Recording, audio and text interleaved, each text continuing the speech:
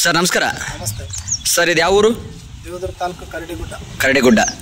Sir ಇದು ಎಷ್ಟು ಎಕರೆ ಬೆಳೆ ಇದೆ ಸರ್? 4 ಎಕರೆ ಇದೆ. 4 ಎಕರೆ ಇದೆ. ಎಲ್ಲ ಅಷ್ಟು ಇದೇ ಥರ ಇದೆ? ಹಾಂ, ಎಲ್ಲ ಇದೆ. ಸರ್ ಫಸ್ಟ್ ಸ್ಪ್ರೇ ಯಾವ್ದು ಮಾಡಿದ್ರಿ? ಆಕ್ಸ್ವೇಜು ಫಾಸ್ಟ್ ರೋಟೆಕ್ಸ್ ಮಾಡಿದ್ರಿ. ಈಗ ಅವಾಗ ಹೆಂಗೆ ಅನಿಸುತ್ತೆ ಬೆಳೆ? ಚೆನ್ನಾಗಿ ಅನಿಸ್ತು. ಅವಾಗ ಸಣ್ಣದಿತ್ತು, ಆಮೇಲೆ ಫಾಸ್ಟ್ ರೋಟೆಕ್ಸ್ ಆಕ್ಸ್ವೇಜ್ ಮಾಡಿದ್ದು ಚೆನ್ನಾಗಿ ಬಂತು. ಹಾಂ ರೀ. ಮತ್ತು ಎರಡನೇ ಸ್ಪ್ರೇ ಆಯುಷು ಆಕ್ಸ್ವೇಜ್ ಹೊಡೆದು. ಎರಡನೇ ಸ್ಪ್ರೇ ಆಯುಷು ಆಕ್ಸ್ವೇಜ್.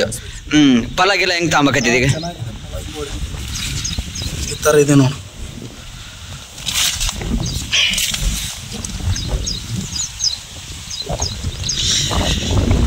ನೆಕ್ಸ್ಟ್ ಹಿಂಗೆ ವೆಹಿಕಲ್ ಆಪ್ಟಿಕ್ಸ್ ಪ್ರಾಡಕ್ಟ್ ಬಳಸ್ಬೇಕು ಅನ್ಕೊಂಡ್ರೆ?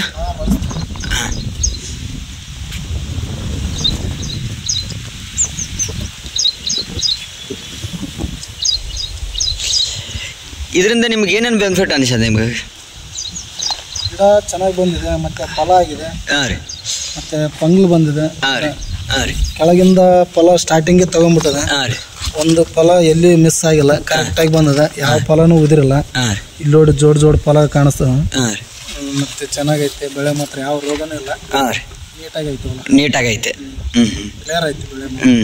ಇದೇ ಥರ ಹೆಚ್ಚಿನ ರೈತರಿಗೆ ಹೇಳ್ಬೋದಾ? ಹಾಂ, ಹೇಳೋಣ. ಸರಿ, ಧನ್ಯವಾದಗಳು.